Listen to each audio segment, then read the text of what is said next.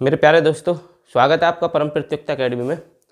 तो ये आज हमारी ज्योग्राफी सीरीज को लेकर पहली क्लास होगी जो एसएससी जीडी के लिए बहुत ही उपयोगी होगी। ठीक, तो इसमें हम पहले आज थोड़ा कॉन्सेप्ट जानेंगे, ज्योग्राफी होता क्या है और ज्योग्राफी में जो किस किस विषय के बारे में स्टडी हम करेंगे, किस किस टॉपिक पर चर्चा करेंगे। ठीक, तो ज्योग्राफी वैसे तो एसएससी जीडी के लिए अच्छा टॉपिक है, तो इससे 2 से 3 क्वेश्चन जरूर बनते हैं। तो हम जल्दी से क्विक रिवीजन करेंगे ज्योग्राफी का, जो 10 से 15 दिन में आपका ज्योग्राफी खत्म हो जाए, कोशिश करेंगे। ठीक, ज्योग्राफी एक बड़ा सब्जेक्ट है। ठीक, तो ज्योग्राफी में पहले देखते हैं ज्योग्राफी। जो ज्योग्राफी 2 वर्डों से मिलकर बना है, जियो प्लस ग्राफी। जियो प्लस ग्राफी, तो जियो का मतलब होता है पृथ्वी, क्या होता है पृथ्वी, और ग्राफी का मतलब होता है अध्ययन, क्या होता है अध्ययन। ठीक, तो पृथ्वी का अध्ययन ही क्या कहलाता है दोस्तों, वो कहलाता है ज्योग्राफी, मतलब भूगोल। क्या कहलाता है भूगोल। तो पृथ्वी का अध्ययन कैसे, जो पेड़ पौधे हैं, पशु पक्षी हैं, इनकी उत्पत्ति, या चट्टान, या ब्रह्मांड कैसे बना, या हमारा सूर्य, ग्रह, तारे, जो पृथ्वी जैसे भी इनकी संरचना हुई, इनके भीतर क्या मेटल पाया जाता है, कौन से खनिज तत्व पाए जाते हैं। ठीक, तो ये सब आपके किसके अंतर्गत अध्ययन किया जाता है, भूगोल के अंतर्गत, जिसे इंग्लिश में क्या बोलते हैं, ज्योग्राफी। ठीक, तो इसके पहले पॉइंट को लेकर बात करें तो ज्योग्राफी का जो पिता माना जाता है, मतलब भूगोल का पिता जो माना जाता है, तो भूगोल का पिता तो उन्हें माना जाता है किसे, हिकेटियस को। किसे माना जाता है, हिकेटियस। किसे जी, हिकेटियस। तो हिकेटियस को भूगोल का पिता माना जाता है। हिकेटियस को क्या माना जाता है, भूगोल का पिता माना जाता है। जो हिकेटियस है वो भूगोल के पिता माने जाते हैं। ठीक, तो भूगोल तो जो जनक है वो कौन है, हिकेटियस। ठीक, लेकिन जो ज्योग्राफी शब्द है, कौन, ज्योग्राफी जो शब्द है, तो ज्योग्राफी शब्द किसने दिया था, ज्योग्राफी शब्द दिया था स्ट्रैटोस्थनीज ने। किसने दिया था, स्ट्रैटोस्थनीज। ठीक, किसने दिया था, स्ट्रैटोस्थनीज। ठीक, रस्टोस्थनीज भी बोल देते हैं, स्ट्रैटोस्थनीज भी बोल देते हैं, तो उच्चारण का फर्क होता है। तो भूगोल के पिता हिकेटियस को माना जाता है, और ज्योग्राफी शब्द जो दिया था स्ट्रैटोस्थनीज ने दिया था, इसे रस्टोस्थनीज के नाम से भी जाना जाता है। तो ज्योग्राफी शब्द जो दिया था वो किसने दिया था, इंपॉर्टेंट, स्ट्रैटोस्थनीज। और भूगोल का पिता किसे माना जाता है, हिकेटियस। ठीक, अब इसमें एक एस्ट्रोनॉमी मतलब खगोल की ओर आता है। क्या आता है, खगोल की, एक खगोल की ओर आता है। तो खगोल की का जो जनक माना जाता है, खगोल की का जो जनक माना जाता है, तो जनक किसे माना जाता है दोस्तों, वो माना जाता है कॉपरनिकस। क्या माना जाता है, कॉपरनिकस। कॉपरनिकस। तो खगोल का पिता या जनक किसे माना जाता है, कॉपरनिकस को। ठीक, खगोल की है क्या, जो आपका खगोल की में जो आएगा ब्रह्मांड के बारे में, या फिर सूर्य और पृथ्वी के बारे में जो जानकारी प्राप्त करते हैं, वो क्या कहलाता है, एस्ट्रोनॉमी। क्या कहलाता है, एस्ट्रोनॉमी, खगोल की। तो खगोल की का पिता किसे कहा जाता है, एस्ट्रोनॉमी। और खगोल की का जो आधुनिक पिता है, क्या, आधुनिक पिता, तो आधुनिक पिता माना जाता है किसको, हम्बोल्ट को। किसको, हम्बोल्ट को। किसे माना जाता है, हम्बोल्ट को। तो आधुनिक पिता किसे माना जाता है दोस्तों, हम्बोल्ट को। तो ये बेसिक जानकारी थी भूगोल की। तो भूगोल का पिता किसे माना जाता है, हिकेटियस को। भूगोल का पिता किसे माना जाता है, हिकेटियस को। और ज्योग्राफी शब्द जो दिया था वो दिया था स्ट्रैटोस्थनीज। ज्योग्राफी शब्द किसने दिया था, स्ट्रैटोस्थनीज ने। ठीक, तो ये जानकारी थी। और जो खगोल की था, इसका जनक कॉपरनिकस है, और आधुनिक खगोल के पिता कौन है, हम्बोल्ट है। हम्बोल्ट व एक और आ जाते हैं, क्या, हब्बल। क्या आ जाते हैं, हब्बल। कौन माने जाते हैं, और हब्बल। ये दोनों को क्या माना जाता है, आधुनिक खगोल की का पिता माना जाता है। आधुनिक खगोल की का पिता माना जाता है। तो ये कुछ फैक्ट थे। तो ज्योग्राफी है क्या, जिसमें पृथ्वी का अध्ययन किया जाता है, और भूगोल के पिता हैं हिकेटियस, और ज्योग्राफी जो शब्द दिया था वो किसने दिया था, स्ट्रैटोस्थनीज ने। और खगोल की के पिता कौन है, कॉपरनिकस। और आधुनिक पिता कौन है खगोल की के, हम्बोल्ट व हब्बल को माना जाता है। अब चलते हैं ज्योग्राफी के जो पहला टॉपिक हम पढ़ेंगे, ब्रह्मांड की उत्पत्ति। तो उसके बारे में हम अब आगे बढ़ते हैं। तो ब्रह्मांड की उत्पत्ति के बारे में जो हम जानकारी लेंगे उसे देखते हैं। ठीक, तो आज का हमारा टॉपिक रहेगा ब्रह्मांड की उत्पत्ति। क्या होगा, ब्रह्मांड की उत्पत्ति।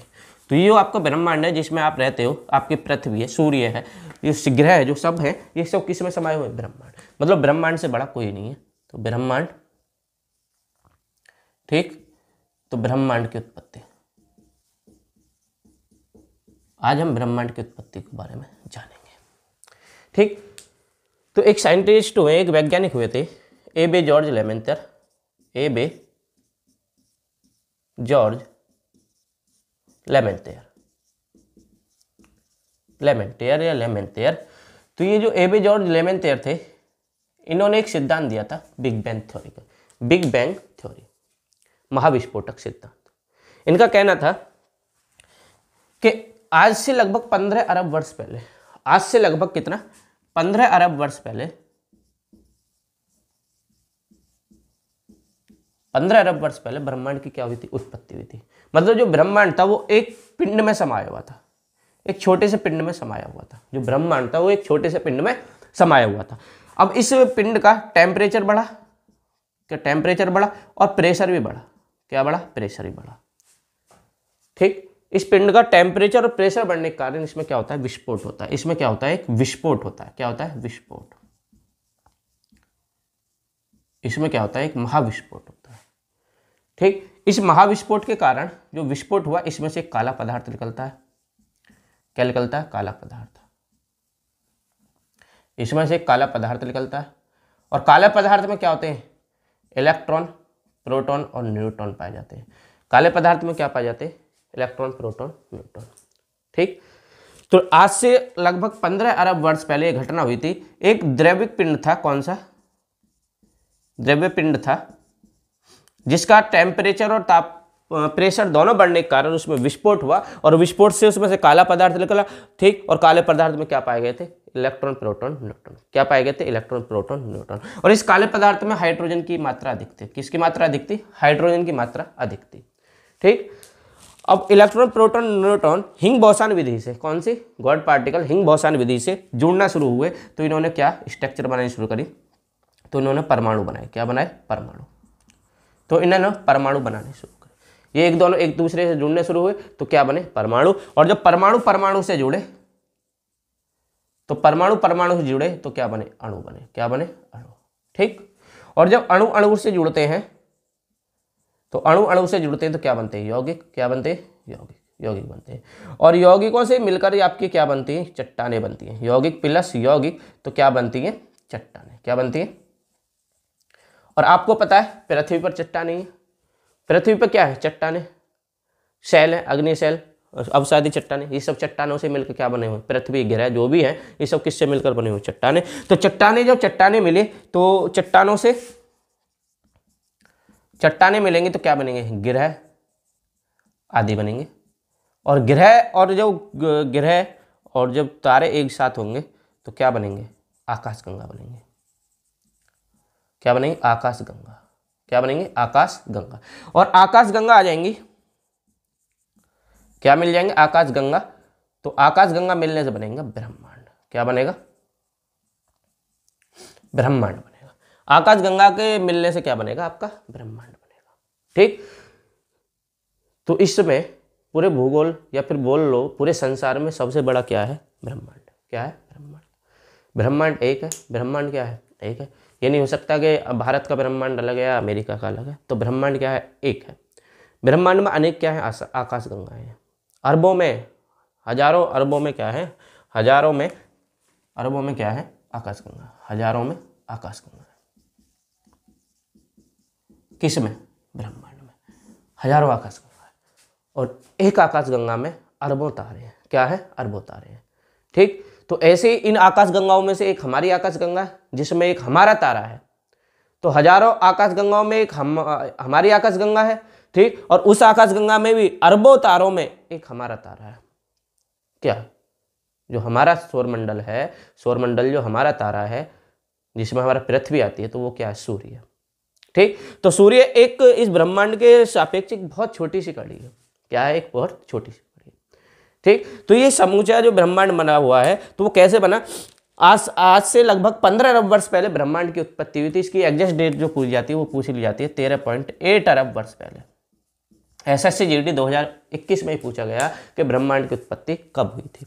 तो 13.8 अरब वर्ष पहले, तो लगभग में कितना, 15 अरब वर्ष पहले एक द्रव्यक पिंड था जिसका टेम्परेचर और प्रेशर दोनों बढ़े, तो जिस कारण विस्फोट हुआ। विस्फोट से काला पदार्थ लगा, काले पदार्थ में इलेक्ट्रॉन, प्रोटॉन, न्यूट्रॉन पाए गए, जो हिंग बोसान विधि से जुड़कर क्या बने, परमाणु। और परमाणु जुड़ा तो अणु बना, और अणु जुड़े तो यौगिक बने, और यौगिक बने तो जुड़े तो चट्टान बनी, और चट्टान जुड़ के ग्रह आदि बनेंगे।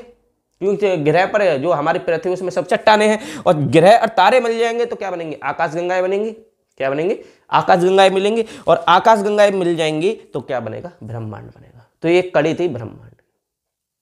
ठीक, तो ब्रह्मांड की जो उत्पत्ति हुई थी तो उसका जो सिद्धांत था, जो एबे जॉर्ज लेमेंटर ने सिद्धांत दिया था, तो वो सिद्धांत क्या कहलाता, महाविस्फोटक सिद्धांत। महाविस्फोटक सिद्धांत, महाविस्फोटक सिद्धांत। ये ब्रह्मांड की उत्पत्ति को लेकर सर्वमान्य सिद्धांत है, जिसको सबसे ज्यादा मान्यता दी जाती है, महाविस्फोटक सिद्धांत, big bang theory. Big bang theory, इसे इंग्लिश नाम में जाना जाता है big bang theory. Big bang theory, big bang theory के नाम से इसे जाना जाता है। ठीक, तो एक क्वेश्चन यही बनता है, हर एग्जाम में बनता है कि ब्रह्मांड की उत्पत्ति का सर्वमान्य सिद्धांत कौन सा है, तो वह है महाविस्फोटक सिद्धांत। ठीक, पहला क्वेश्चन। दूसरा क्वेश्चन, महाविस्फोटक सिद्धांत किसने दिया था, तो एबे जॉर्ज लेमेंटर जो वैज्ञानिक थे, उन्होंने ब्रह्मांड की उत्पत्ति का सिद्धांत दिया था। अब ये सिद्धांत था क्या, तो आज से लगभग 15 अरब वर्ष पहले एक द्रवित पिंड था जिसका टेम्परेचर और प्रेशर, अब टेम्परेचर और प्रेशर बढ़ने के कारण इसने बॉयल के नियम को क्या कर दिया था, फेल कर दिया था। जो बॉयल का लॉ है, बॉयल नियम है, उसको क्या करा था, फेल करा था। क्या करा था, फेल। ऐसा होता नहीं है कि टेम्परेचर भी बढ़े और प्रेशर भी बढ़े। अगर टेम्परेचर बढ़ेगा तो होता क्या, टेम्परेचर प्रोपोर्शनल 1 प्रेशर। तो ये अगर टेम्परेचर बढ़ेगा तो प्रेशर घटेगा, और प्रेशर घटेगा, अगर प्रेशर बढ़ेगा तो टेम्परेचर घटेगा।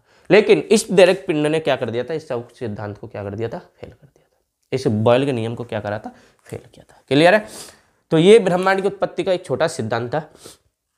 इसके बाद जो काला पदार्थ लिख रहा था, क्या लिख रहा था, जो काला पदार्थ, तो इससे ही आपकी आकाशगंगाएं तैयार होंगी, इससे ही आपके सूर्य तैयार होगा, जो तारे होते हैं, और इससे क्या होंगे, आपकी पृथ्वी वगैरह, ग्रह वगैरह सब इससे ही तैयार होंगे। ठीक, अब इसमें हाइड्रोजन पाया जाता है। अब इस काले पदार्थ में 2 भागों में डिवाइड होगा, इससे क्या बनेंगे, एक चमकदार पिंड बनेंगे और एक अचमकदार पिंड बनेंगे। एक तो बनेंगे चमकदार पिंड और एक क्या बनेंगे, अचमकदार पिंड। जो चमकदार पिंड होंगे तो वो किस कारण होंगे, जिनमें हाइड्रोजन ज्यादा पहुंच जाएगा, हाइड्रोजन के कारण उनमें नाभिकीय संलयन क्रिया होगी, तो इसलिए वो चमकदार पिंड कहलाएंगे, और चमकदार पिंड क्या कहलाएंगे, तारे कहलाएंगे। क्या कहलाएंगे, तारे। और जो अचमकदार पिंड है तो वो किस कैटेगरी में पहुंच जाएंगे, ग्रह की कैटेगरी में पहुंच जाएंगे। ठीक, तो अब आगे चलते हैं। तो ये ब्रह्मांड की उत्पत्ति थी, तो किसने दिया था, बिग बैंग थ्योरी, महाविस्फोटक सिद्धांत, एबे जॉर्ज लेमेंटर ने दिया था। ठीक, तो अगला पॉइंट देखते हैं, ब्रह्मांडीय पिंड। चलिए,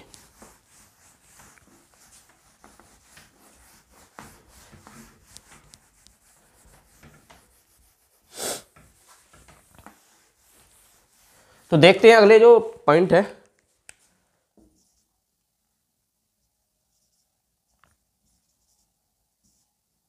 ब्रह्मांडीय पिंड। ब्रह्मांडीय पिंड, ठीक, ब्रह्मांडीय पिंड, तो ये 2 प्रकार के थे। ब्रह्मांडीय पिंड 2 प्रकार से हैं, क्या, चमकदार,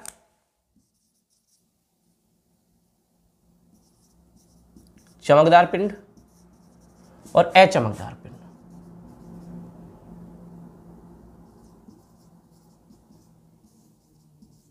अचमकदार पिंड। अब चमकदार और चमकदार पिंड में खासियत क्या थी, ठीक, इनमें किसके, हाइड्रोजन की उपस्थिति थी। इनमें हाइड्रोजन अधिक पाया गया, इनमें हाइड्रोजन अधिक पाया गया। ठीक, लेकिन इनमें हाइड्रोजन कमी थी।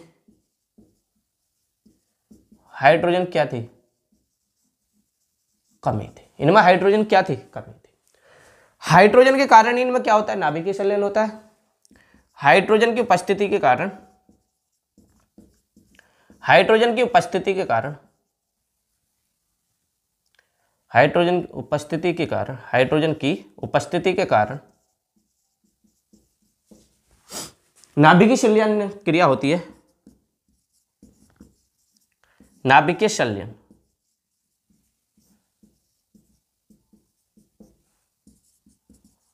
होती है, जिससे कोई पिंड चमकता है,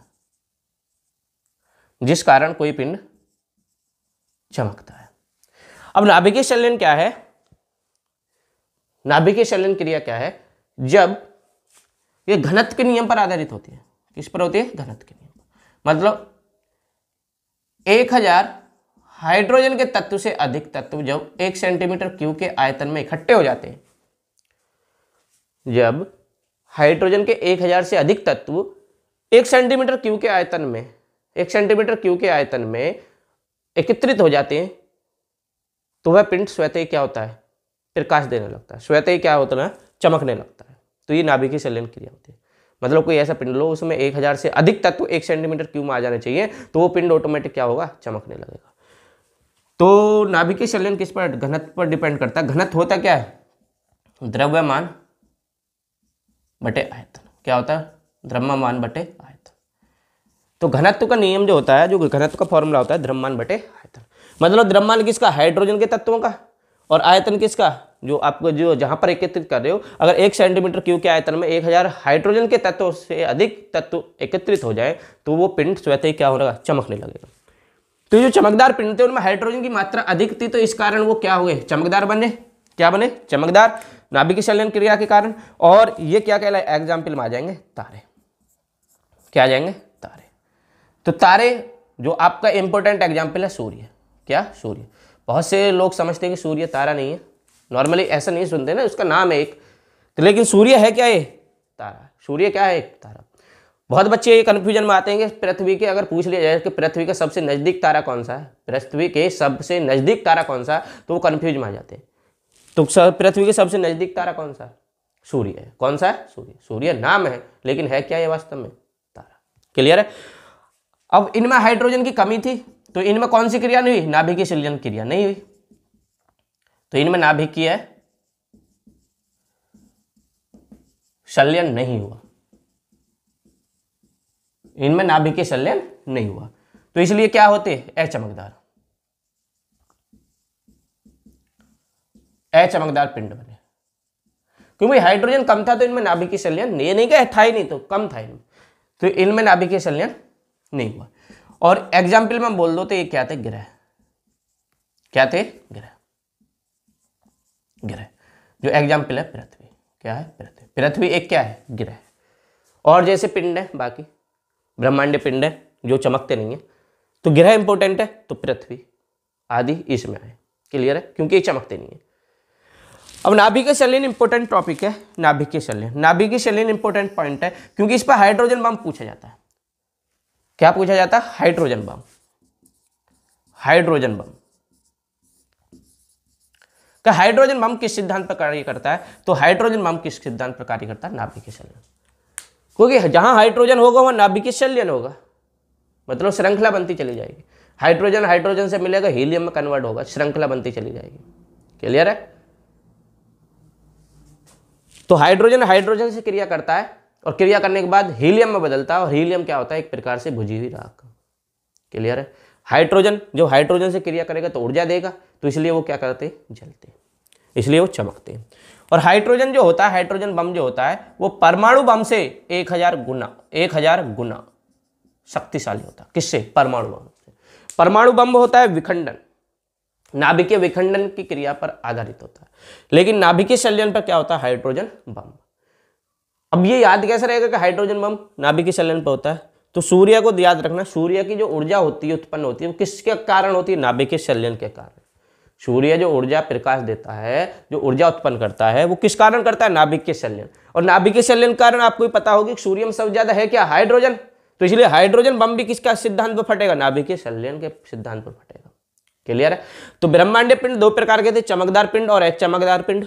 और चमकदार पिंड वो थे जिनमें हाइड्रोजन की अधिकता ज्यादा थी, तो इसमें हाइड्रोजन उपस्थित अधिकता, तो इसलिए क्या हुआ? नाभिकीय संलयन। और हाइड्रोजन नाभिकीय संलयन क्रिया किस पर होता है? घनत्व के नियम पर। मतलब जो 1000 हाइड्रोजन के तत्व 1 सेंटीमीटर क्यूब के आयतन में एकत्रित हो जाएंगे, तो वो पिंड स्वतः ही क्या होने लगेगा? चमकने लगेगा। दूसरे थे अचमकदार पिंड, इसमें हाइड्रोजन कमी थी और नाभिकीय संलयन नहीं हुआ, इसी कारण हाइड्रोजन कमी थी तो नाभिकीय संलयन नहीं हुआ। तो ये क्या कहलाते? अचमकदार पिंड। क्या कहलाते? अचमकदार पिंड। और इन्हें क्या कहते हैं? ग्रह कहते हैं। इन्हें क्या कहते हैं? ग्रह। ये तारे कहलाए सूर्य, और वो कहलाए थे ग्रह। ठीक, तो ये थे हमारे ब्रह्मांडीय पिंड। तो दोस्तों, ये ब्रह्मांडीय पिंड या ब्रह्मांड को लेके हमारी थोड़ी सी एक छोटी सी क्लिप वीडियो थी। इससे मुझे विश्वास है आपको थोड़ी जानकारी मिली होगी। तो वीडियो को ज़्यादा से ज़्यादा शेयर करें। ऐसे ही हमारे अगला जो टॉपिक होगा वो तारे और आकाशगंगा को लेकर होगा। और तारे और आकाशगंगा खत्म होने के बाद ही हम क्या शुरू करेंगे, आपका जो MCQ होंगे, जो प्रीवियस क्वेश्चन आए थे ब्रह्मांड की उत्पत्ति, तारे और आकाशगंगा से संबंधित, तो उस एक वीडियो उस पर आएगी। तो 20-25 क्वेश्चन होंगे, एक वीडियो उस पर होगी। क्लियर है? तो thank you, bye, good night.